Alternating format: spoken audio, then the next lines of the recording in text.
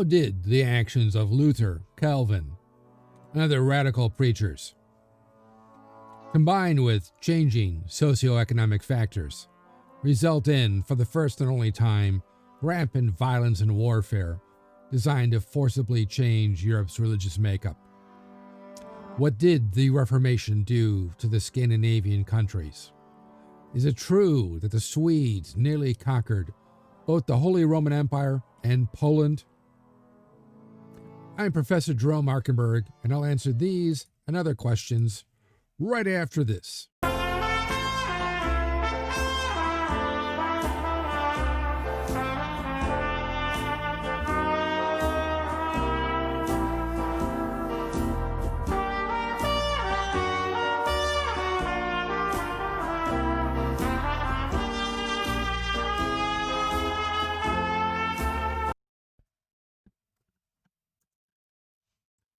Hi, Professor Ark here, and I've been teaching a wide variety of history courses at colleges across this country for the past 30 years.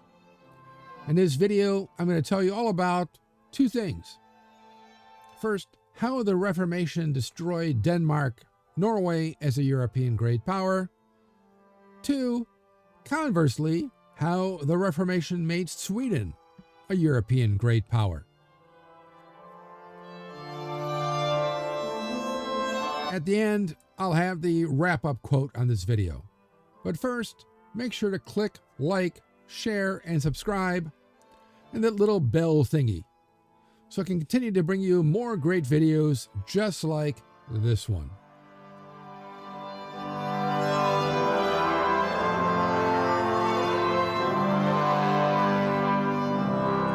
The Kingdom of Denmark and Norway began the period in a civil war, as Fred I, who reigned from 1523 to 1533, drove out Christian II from 1513 to 1523, so 1523 was a big date, whose heavy-handed administration of Sweden led to a disastrous war that saw Sweden achieve its independence from what had been the Union of Kalmar.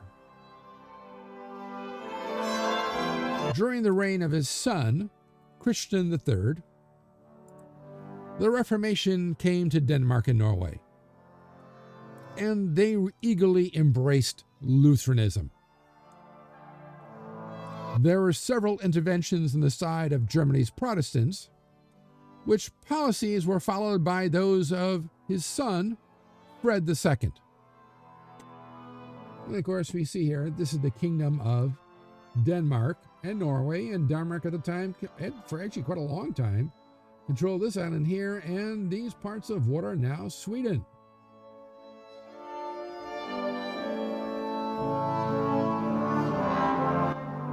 Christian IV, who took power in 1588 and reigned quite a long time, until 1648, then intervened in the 30 Years' War.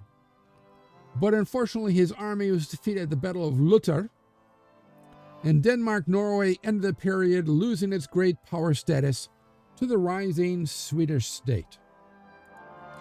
Meanwhile, in Sweden, as mentioned, the country began the period controlled by Denmark-Norway, but through the efforts of Gustavus Vasa, seen here, looking very serious,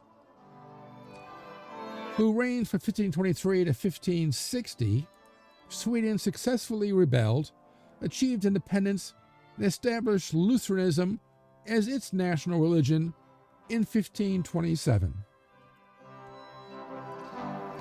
Under Vasa's sons Eric XIV, who followed his father and reigned to 1568, and John III, so John with the very jaunty hat here, who reigned to 1592, Sweden gained power by conquering Finland and Latvia. Then, in 1592, another Vasa took power, Zygmunt Vasa, and he united Poland, Lithuania, and Sweden into one giant state.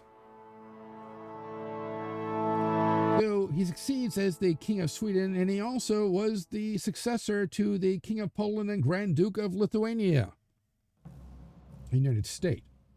So all of Sweden, Finland, Latvia, Estonia, and this vast area.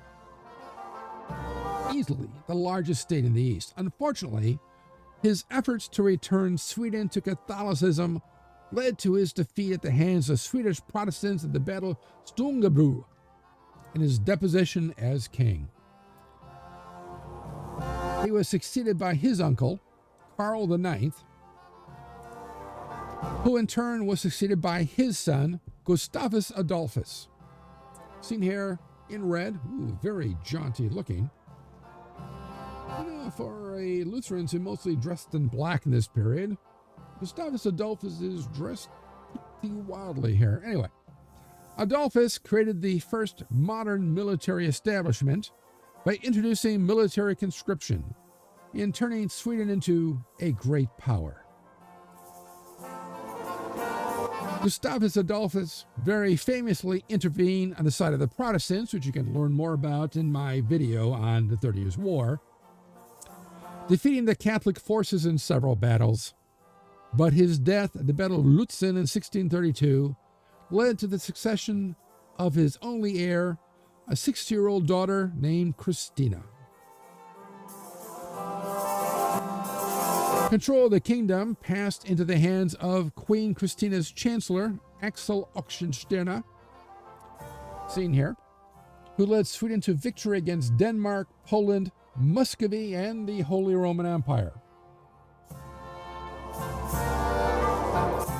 However, Christina, when she was older, famously converted to Catholicism, abdicated, and went off to Rome, where she lived as a nun for the rest of her life.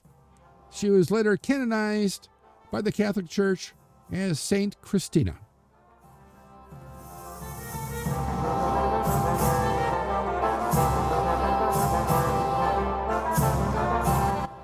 The wrap-up quote: "War is not a river or a lake, but an ocean of all that is evil." Gustavus Adolphus. Let me know what you think of this quote, whether it's true or not, good or not, in the comment section below. And also what you liked about the video, and what other historical topics or subjects you'd like to see in future videos. Be sure to hit like, share, and subscribe, as it will help me bring you more great videos. And click on that little bell thingy so you'll know when the next History Waits for No One video is posted. If you want to know more, there are recommended studies on this topic in the description below, along with other ways to connect with me. Thanks for watching, and I'll see you in the past.